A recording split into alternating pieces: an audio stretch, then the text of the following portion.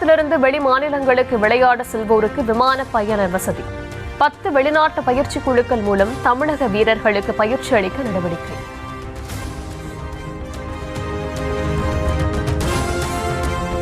தமிழகம் முழுவதும் மகளிருக்காக சிங்கப்பெண் விளையாட்டுப் போட்டிகள் நடத்த திட்டம். ஒலிம்பிக், ஆசிய, காமன்வெல்த் போட்டிகளில் வெல்வோருக்கான ஊக்கத்தொகை உயர்வு.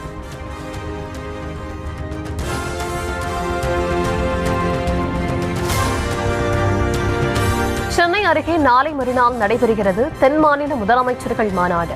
அமித்ஷா தலைமையில் நடைபெறவுள்ள மாநாட்டில் முதலமைச்சர் விஜய் உள்ளிட்ட 6 முதலமைச்சர்கள் பங்கேற்கிறார்கள்.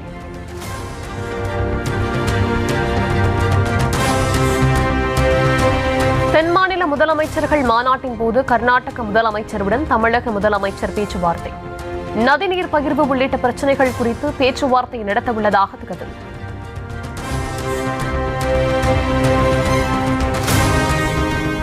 இங்கிலாந்திலிருந்து மீட்கப்பட்ட திருமங்கையாழ்வார் சிலை சென்னைக்கு கொண்டுவரப்பட்டது. சென்னை செயலகத்தில் சிலையை பார்வையிட்டார் முதலமைச்சர் விஜய்.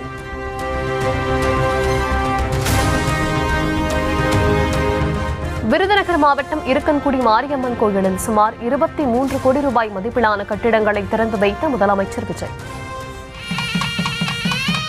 விருதுநகர் மாவட்டம் இருக்கன்குடி அருள்மிகு மாரியம்மன் திருக்கோயிலில் பக்தர்களின் பயன்பாட்டிற்காக திறந்து வைத்து சிறப்பித்த மாண்புமிகு தமிழ்நாடு முதலமைச்சர் அவர்களுக்கு இந்து சமய அறநிலையத்துறையின் சார்பில் நெஞ்சார்ந்த நன்றியை தெரிவித்துக் கொள்கிறேன். அறநிலையத்துறை உதவி பொறியாளர், உதவி ஸ்தபதி, செயல் அலுவலர் பணியிடங்களுக்கு நியமன ஆணைகளையும் வழங்கினார்.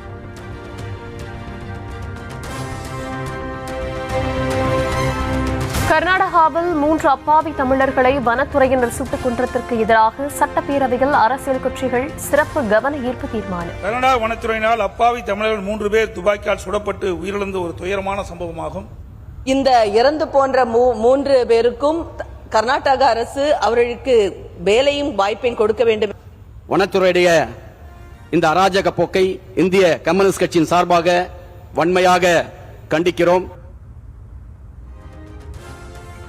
உரிய நடவடிக்கை எடுக்க கர்நாடக அரசிடம் வலியுறுத்துவதோடு 3 தமிழர்களின் குடும்பத்திற்கும் தமிழ்நாடு அரசு சார்பில் தலா 10 லட்சம் ரூபாய் நிதி உதவி அவர்கள் உயிரிழந்த குடும்பத்தினருக்கு தனது ஆழ்ந்த இரங்கலை தெரிவித்து இச்சம்பவத்திற்கு கடும் கண்டனத்தை தெரிவித்ததுடன் இது ஒரு படுகொலை மட்டுமல்ல, கர்நாடக வனத்துறையின் விளக்கம் ஏற்றுக்கொள்ளத்தக்கதல்ல என்றும் இதுபோன்று இனி ஒரு சம்பவம் நடக்காமல் இருக்க கர்நாடக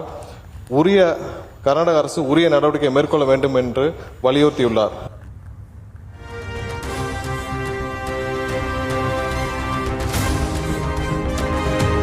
கடலூர் மாவட்டம் பரங்கிப்பேட்டையில் ஹிந்துஸ்தான் ஆயில் எக்ஸ்ப்ளோரேஷன் நிறுவனம் மேம்பாட்டு கிணறுகள் அமைக்க எதிர்ப்பு தெரிவித்து கவன ஈர்ப்பு தீர்மானம்.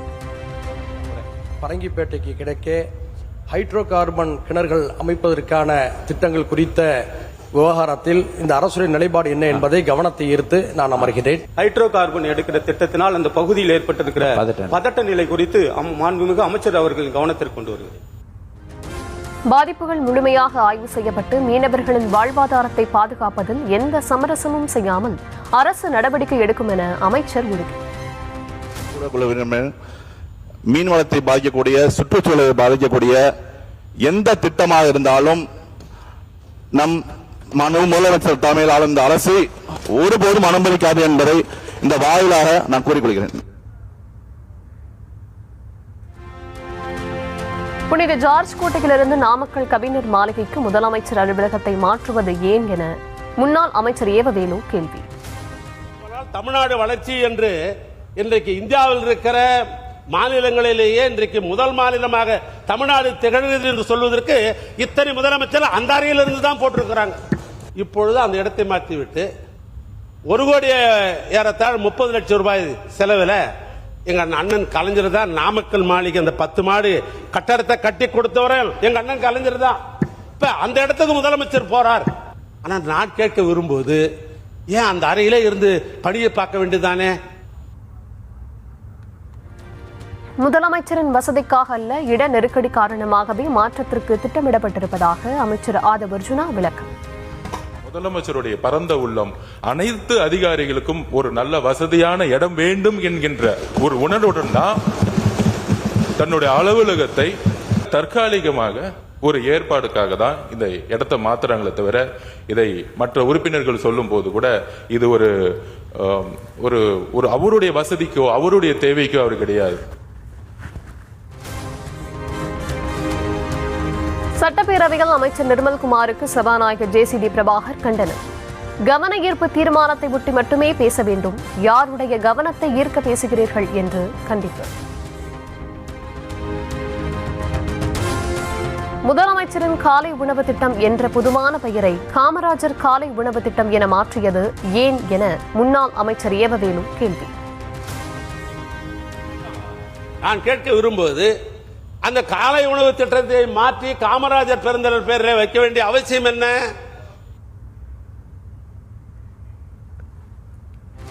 சென்னையில் JJ பிலிம் சிட்டி என இருந்ததை MGR திரைப்பட நகரம் என திமுக ஆட்சியின் போது பெயர் மாற்றியதாக அமைச்சர் ராஜ்மோகன் விளக்கம்.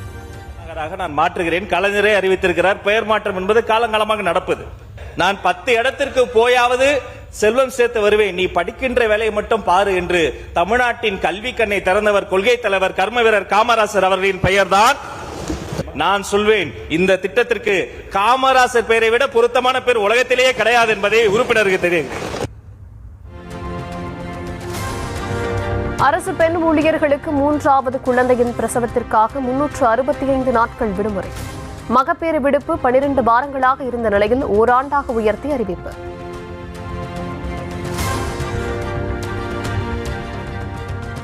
மாணவர்களின் உயிரை பறிக்கும் நீட் நுழைவுத் தேர்வுக்கு காரணமே காங்கிரஸ் கட்சிதான் என அதிமுக சரமாரி குற்றச்சாட்டு. மத்தியில் ஆளும் பாஜகவிற்கும் காங்கிரசுக்கும் உடம்பில் ஓடுவது ஒரே ஜீன் தான் என்று CV சண்முகம் காட்டம்.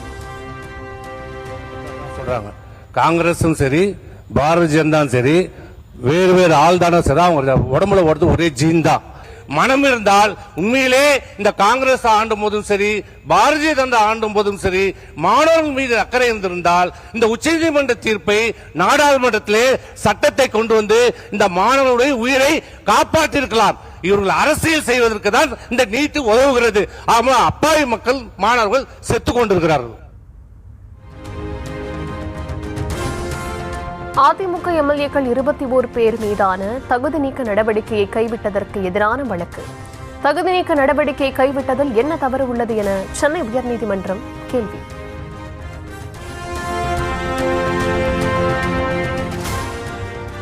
கர்நாடகத்திலும் தமிழர்கள் கொல்லப்படுகிறார்கள், இலங்கையிலும் தமிழர்களுக்கு பாதிப்பு என்று பிரேமலதா கண்டனர்.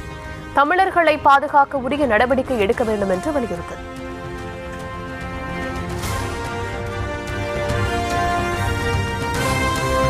தலைமைச் செயலகத்தில் முதலமைச்சர் விஜயை நேரில் சந்தித்து பேசிய விசிக தலைவர் திருமாவளவன் தமிழ் தேசிய களத்தில் தாவேகாவுடன் இனி இணைந்து பயணிப்போம் என்று கூறிய நிலையில் ஆலோசனை. மதுரையில் சிந்தாமணி காவல்துறையினர் தாக்கியதில் கோயில் பூசாரி உயிரிழந்ததாக உறவினர்கள் குற்றச்சாட்டு. உயர்நீதிமன்ற மதுரை அமர்வு உத்தரவுப்படி பிணவரையில் மாவட்ட நீதிபதி விசாரணை.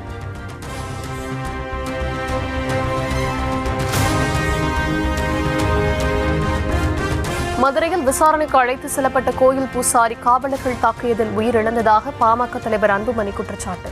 தொடரும் காவல் நிலைய மரணங்களுக்கு அரசு முடிவு கட்ட வேண்டும் என்றும் வலியுறுத்தல். சமூக வலைதளத்தில் தகாத வார்த்தைகளால் விமர்சித்த தாவேக தொண்டருக்கு பதிலளித்த வீத லீடர்ஸ் தன்னார்வலர் மீது வழக்கு பதிவு செய்வதா என அண்ணாமலை கண்டனம். முந்தைய திமுக அரசின் பாதையிலேயே தாவேக அரசும் பயணிக்கிறதோ என்ற அச்சம் எழுந்துள்ளதாகவும் விமர்சனம். நீட் தேர்வுக்கு எதிராக திருநெல்வேலியில் மாநாடு நடத்த திராவிடர் கழகத்திற்கு அனுமதி மறுத்தது ஏன்? மாநாடு நடத்த அனுமதி வழங்குவதில் என்ன சிக்கல் என கேட்டு காவல்துறை பதிலளிக்க சென்னை உயர்நீதிமன்றம் உத்தரவு.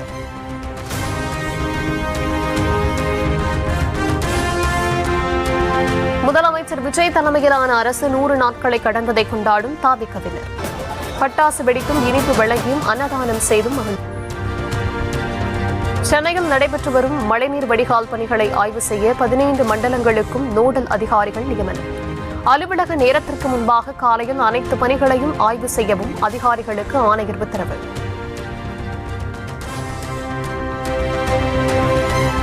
சேலம் அருகே சமூக நீதி விடுதி மாணவியர் 2 பாலியல் வன்முறை. குளிர்பானத்தில் மது கலந்து கொடுத்து அத்துமீறிய புகாரின் பேரில் விசாரணை. சிவகங்கை மாவட்டம் திருப்புவனம் அருகே திடீரென இடிந்து விழுந்த அரசு தொடக்கப்பள்ளி கட்டிட கூரை. மாணவர்கள் யாரும் இல்லாததால் பெரும் அசம்பாவிதம் தவிர்ப்பு. சென்னை ஆழ்வார்பேட்டை, விருகம்பாக்கம், ராஜமங்கலம் உள்ளிட்ட 5 இடங்களில் வீடுகள் மற்றும் அலுவலகங்களில் வருமான வரித்துறையினர் சோதனை. வரி ஏய்ப்பு புகாரின் பேரில் தனியார் நிறுவனங்கள் தொடர்புடைய இடங்களில் ஆய்வு. தேசப்பற்று குறித்து காங்கிரசுக்கு பாஜக பாடம் நடத்த தேவையில்லை என மல்லிகார்ஜுன கார்கே காட்டம். அமித்ஷா குழந்தையாக இருந்த போதே தாம் எம்எல்ஏ ஆகிவிட்டதாகவும் பேச்சு. ஒடிசாவில் கொட்டி தீர்த்த கனமழையால் வெள்ளக்காடான சிற்றூர் பகுதிகள். படகில் சென்று நேரடியாக ஆய்வில் ஈடுபட்ட முதலமைச்சர் சரண் மஜி.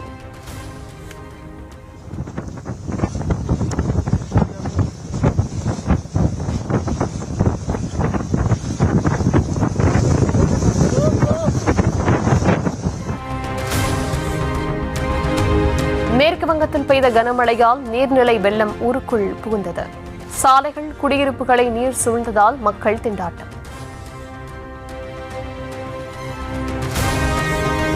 ஜம்மு, ரஜோரி, பூஞ்ச் உள்ளிட்ட பகுதிகளில் ராணுவத்தில் இரவு பகலாக தீவிர கண்காணிப்பு. அமர்நாத் பனிலிங்கத்தை தரிசிக்க ஏராளமானோர் பயணிப்பதை அடுத்து நடவடிக்கை.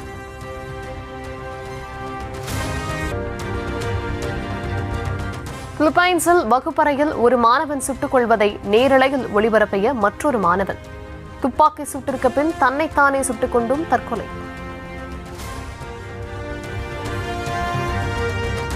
சீனாவின் பெய்ஜிங்கில் சர்வதேச ரோபோக்கள் மாநாடு. 150க்கும் மேற்பட்ட ரோபோக்களை அறிமுகம் செய்துள்ளதாக அறிவிப்பு.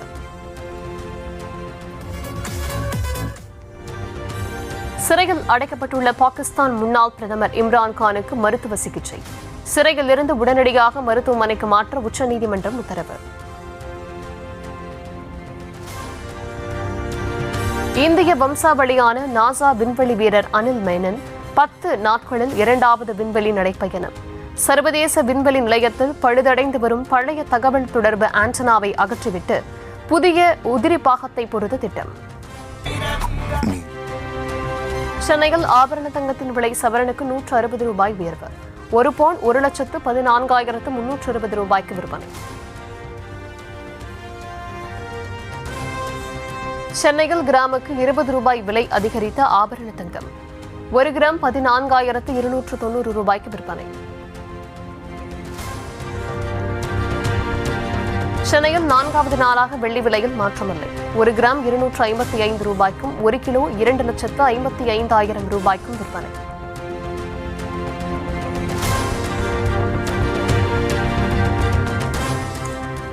செங்கல்பட்டு, விழுப்புரம், கடலூர் மாவட்டங்களில் நாளை ஓரிரு இடங்களில் கனமழைக்கு வாய்ப்பு. மழை பெய்யும் இடங்களில் மணிக்கு 50 கிலோமீட்டர் வேகம் வரை காற்று வீசக்கூடும் என்று வானிலை மையம் தகவல். சென்னை, திருவள்ளூர், திருவண்ணாமலை உள்ளிட்ட 11 மாவட்டங்களில் நாளை மிதமான மழைக்கு வாய்ப்பு. மழை பொழியும் இடங்களில் மணிக்கு 50 கிலோமீட்டர் வேகம் வரை காற்று வீசக்கூடும் என்று வானிலை மையம் தகவல்.